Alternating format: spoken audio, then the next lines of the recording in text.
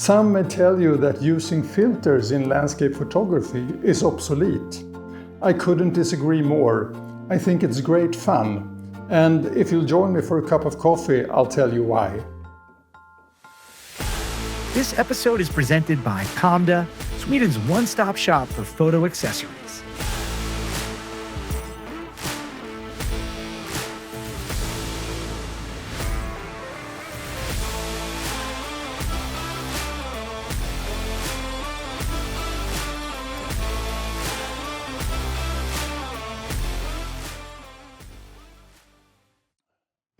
Welcome, my name is Jan Malmgren. I'm a photographer, ecologist and writer. And this episode is all about using filters in landscape photography. So we'll start out here with some theory while I drink my coffee. And then later on we'll move out into the field and I will show you how I use filters to my advantage. And you will also have the opportunity to follow along through the EVF to see what I see when I compose and use the filters directly in camera. If you follow my channel, you know that I'm one of those guys that likes to get as much as possible right in the camera when I'm out in the field. So when I started out seriously in photography, I was shooting film. It was mainly color slides, transparencies. And that was quite unforgiving. You just had to make it right in the camera. You didn't have a second chance. You couldn't look on a display to see what you ended up with. You had to wait for the film to get developed and then you could see it. And often I blew the highlights or the skies were blown out. So it was a lot of trial and error to get everything right. But of course, that's how you learned back then. It was also a time, at least here in Sweden, when there was a keep it to yourself mentality among photographers. I got to know a few photographers who taught me a lot. But the trade secrets to great landscape photography were just that, secrets. People kept it to themselves. Everything changed, of course, when internet became available. We entered a sort of sharing community where we shared tips and tricks and experiences and knowledge. But before internet, I desperately searched for knowledge of how to make my photography better. Then I learned about a magazine published in the UK called Outdoor Photography. And I quickly began subscribing to that magazine. And I haven't regretted doing that because through that magazine I learned a lot. And especially you could read articles with famous British photographers like Joe Cornish and Charlie Waite, for example. And they used filters doing their landscape photography. And I ended up buying books by Joe Cornish, who quickly became a person I admired a lot. So what was their secret? Well, they used graduated ND filters to balance the highlights in the sky with the shadows on the foreground, especially the ground and the subjects that you wanted to have in the foreground. And it was like the sky opened for me. What was this? How can I get my hands on those graduated ND filters? The answer came through this. Lee Filters had published a book called Inspiring Professionals that had a lot of famous British photographers featured in the book. And they used Lee filters and also showed how the filters were used in practical situations. Today, this book and the second edition or the second version of this book is available through Apple Books. I'm not sure if it's available somewhere else, but in Apple Books you can order this book and the second version. So through this book the secrets were revealed. And I just loved this book, and I quickly ordered a set of Lee filters, and I used them intensely for a number of years. So this is the kit from Lee filters that I still have and use.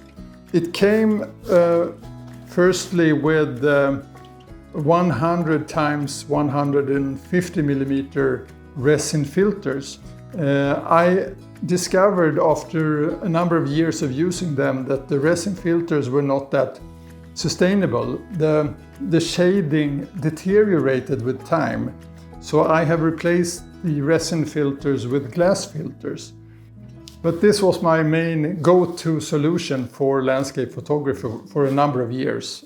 I also use filters from KASE, and these are magnetic filters.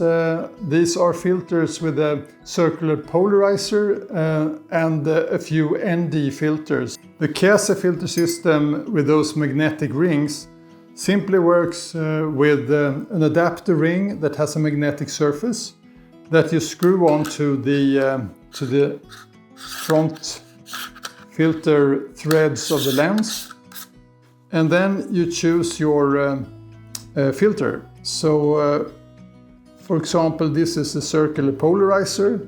You just snap it on there, and the filter is on, and then with the circular polarizer you can rotate the front for the polarizing effect. It comes with these adapter rings and 4 filters.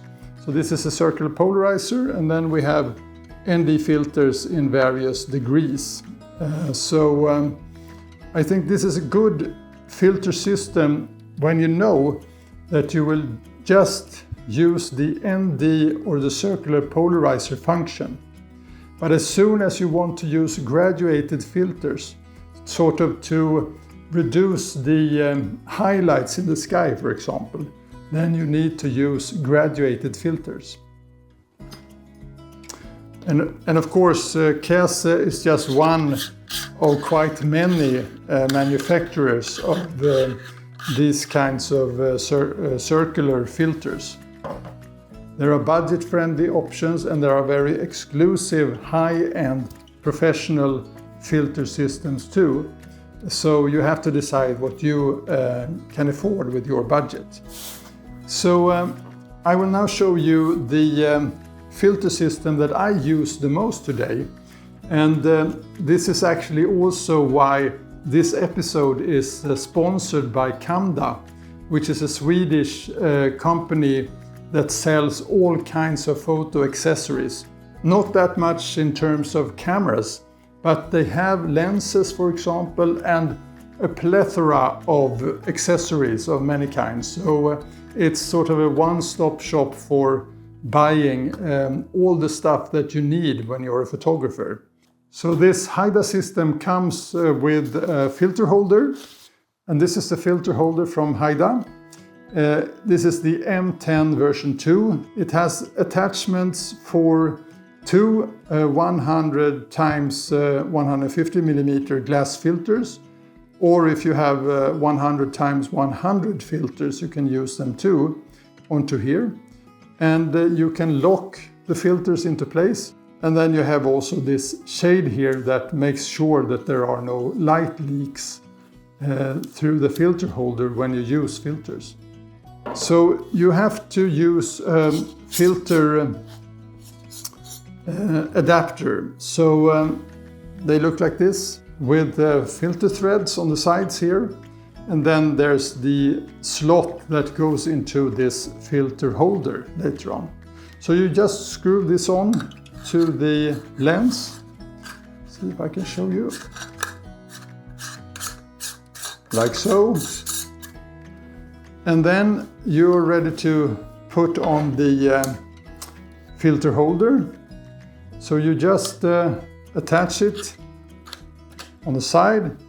You press the release, and then you are ready to use the filters. So if you want to put on a circular polarizer, then you take this shade away,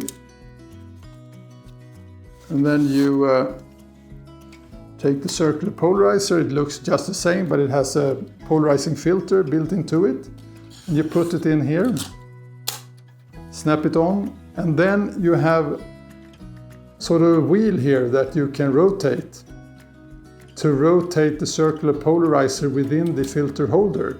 And that is actually very, very convenient. So with small movements here, you can put the polarizing effect exactly to where you want it.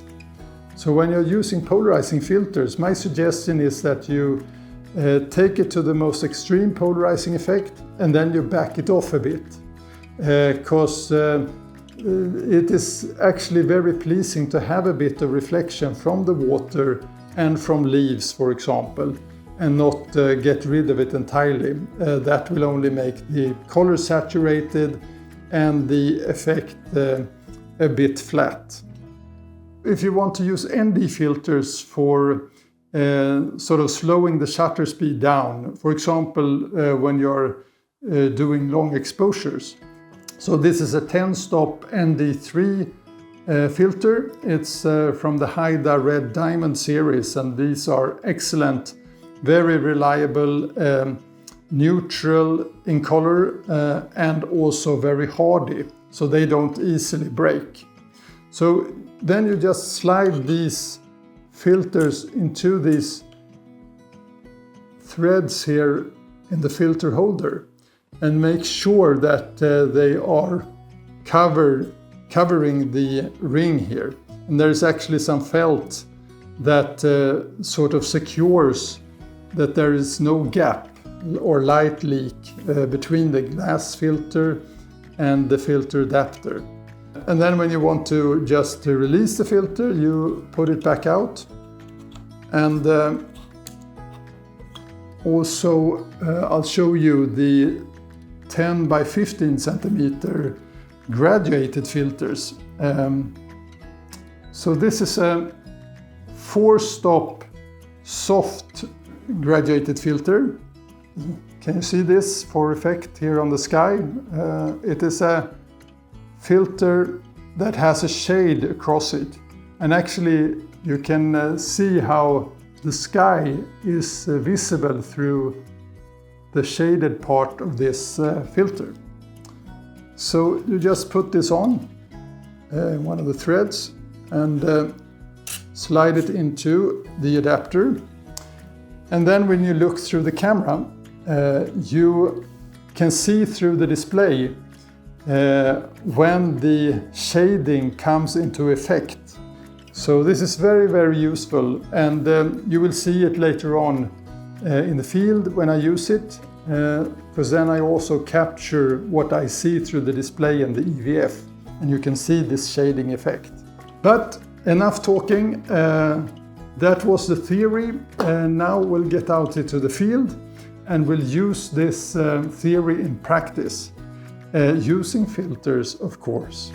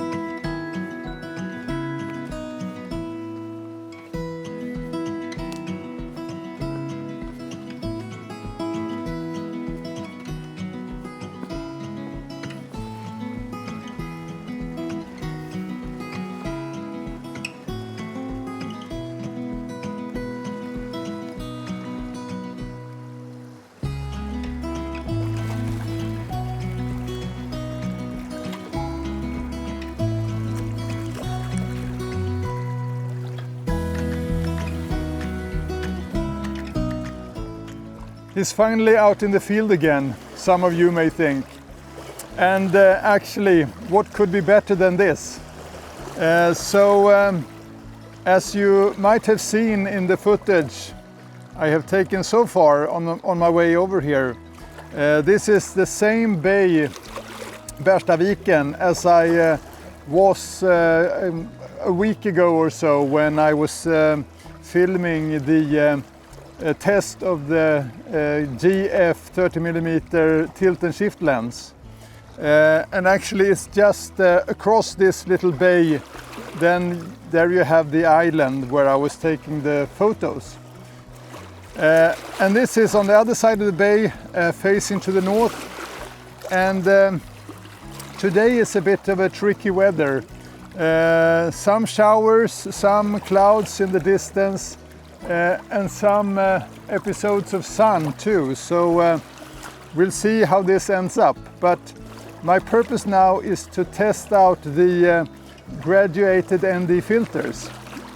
So we will set up the camera just behind me here.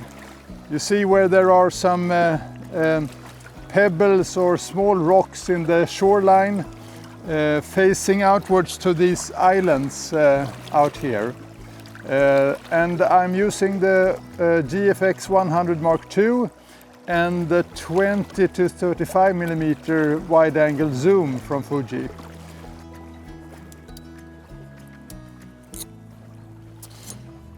Okay, so I will start here with the adapter ring, and this lens has an 82mm filter thread in the front, and I've chosen a filter adapter ring for 82mm. So I just screw this on here in the front.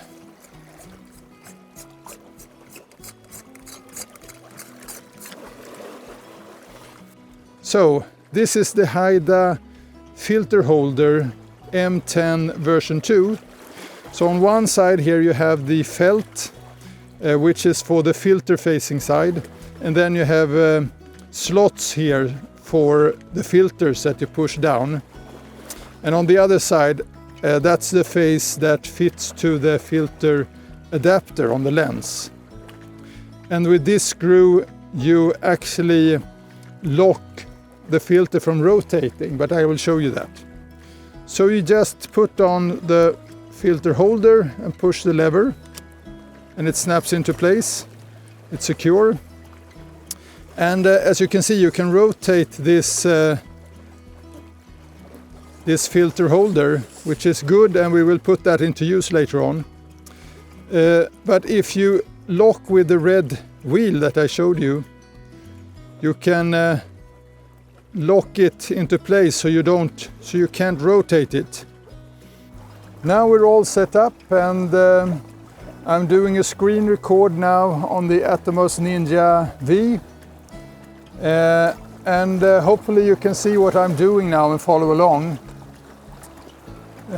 So I'm going for quite a wide angle view.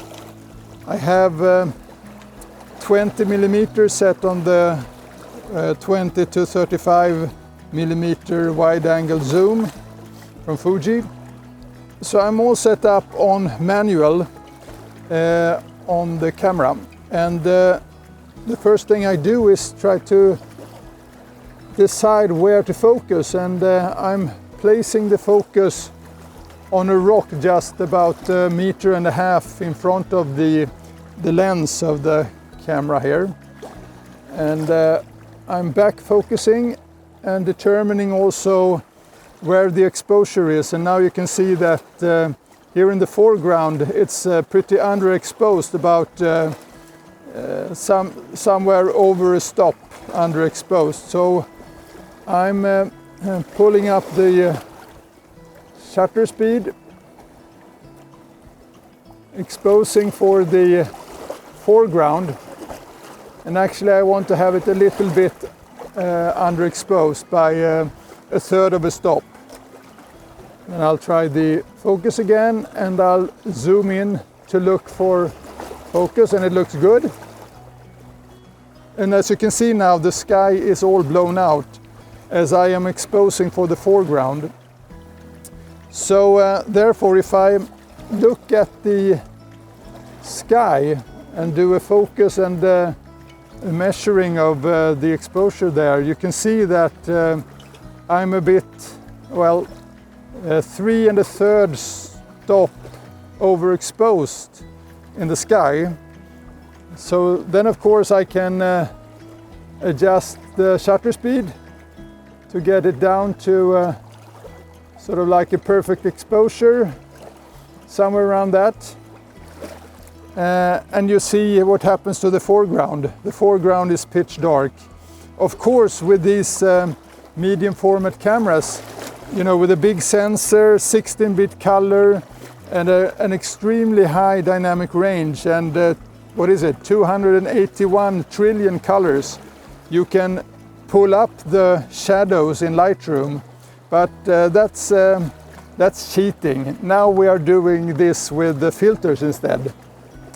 So we're going back to the rock in the foreground. Testing the focus again, and going up for just a third of a stop under. And as you can see here, the highlight on the histogram is almost clipping, but that is the sky. So I'm pretty pleased with the foreground there. And now it's time to pull out the filters. So we're putting in the circular polarizer here in the slot. Snaps on. And now it's time to adjust for the polarizing effect. And as you can see, the polarizer in itself is actually pulling down some of the exposure. It takes some of the light that comes into camera. So we'll have to adjust, and also pulling this wheel here and looking for where the polarizing effect is at its largest, and we're getting there. You see, somewhere around here we have a full polarizing effect. I'll pull it back just a little. Somewhere around there, I think. That's quite good. So now we're checking focus again, and I'm pulling down the exposure to just 1/3 of a stop underexposed. And this is the ND graduated ND with 3 stop. So we'll just try that out and see if that is enough to balance the exposure. So we're just placing this filter here in the innermost slot and pulling it down. You won't see much effect yet, because you see we have the shaded part above the lens opening. But now when I push this down, I will just lock this into place. We're pushing the filter down. And you can see that the sky now is coming alive. And actually, if you look at the histogram, you can see now that the histogram is quite even. It doesn't peak at the highlights, and not even at the shadows. So I think that's a perfect effect. We can try now to pull up the shading of this filter to see if we lighten up the background a bit. And here's also something that if we unlock the filter holder, you can actually rotate the filter. Of course, now when we have a circular polarizer in, we're also rotating the circular polarizer effect. But in some instances it's pretty good to sort of adjust the effect of the filter, and it looks really, really good. So here is the rock where I've set the focus, and we can also go out and check to see if the little eyelet is in focus, and also the island in the background is pretty much in focus too. So I'm putting the 6-stop ND filter. It's from Haida, this is the red diamond series. We're putting this ND filter in the innermost slot, just like we did before. And now also checking that it covers the entire opening of the lens here. And then we are placing the soft graduated ND filter on the outside. It's just a very slight effect there. Okay, so as you have seen here, a soft graduated filter is perfect when you want to balance a blown out sky with a much darker foreground, and also together with just an ordinary ND filter, you have full control over the shutter speed, the aperture. You can sort of compose for exactly the kind of image you want. So now I've set up the camera to make a few other exposures here, just when we have the setup already and going. And there are actually some people fishing over there, but never mind. So I have removed the ND filter. I still have the soft graduated filter in here, and we can sort of place it just as we want it.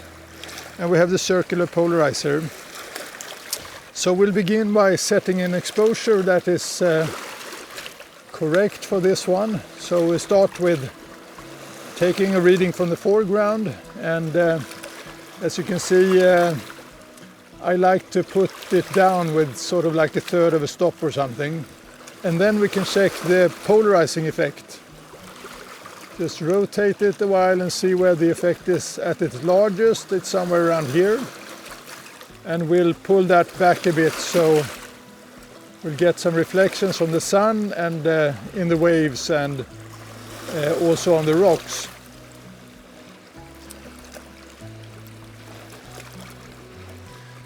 And now it's time for the soft graduated filter to be put in place. And you can see the sky is blown out, the clouds are blown out, and you can see that on the histogram. So we're putting the soft grad down to see where we have an effect where the sky is, or the clouds are not blown out.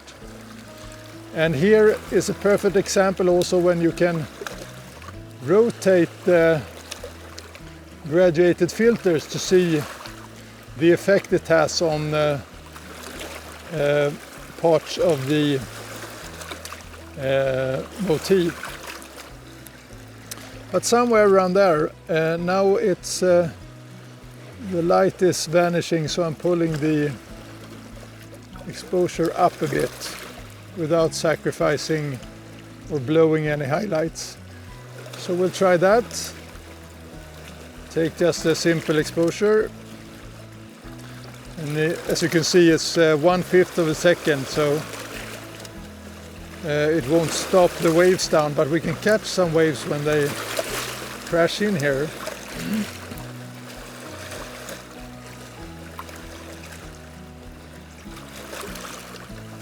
Wait for it, as they say.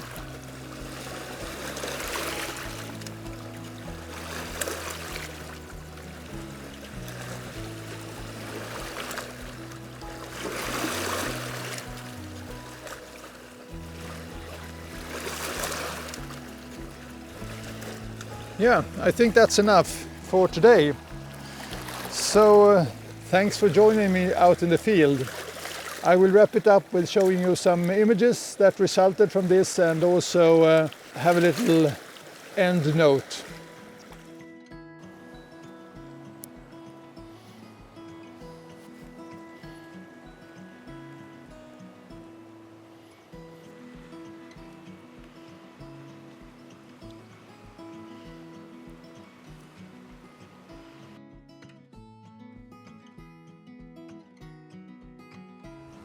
So I moved away a bit from the water, and hopefully you have been inspired about how fun it is to be in full control of the light conditions when you're out shooting in the field.